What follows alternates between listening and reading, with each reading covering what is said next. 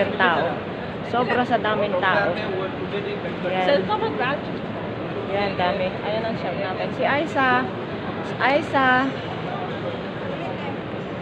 Hi! Hi! From Iloilo.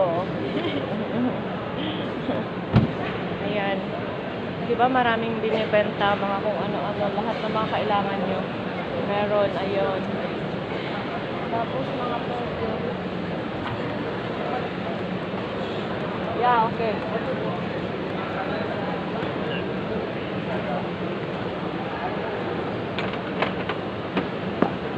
Now I know.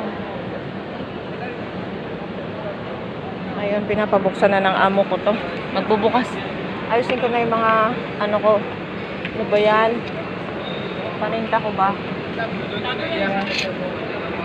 Ayan. Lahat ng tinda ko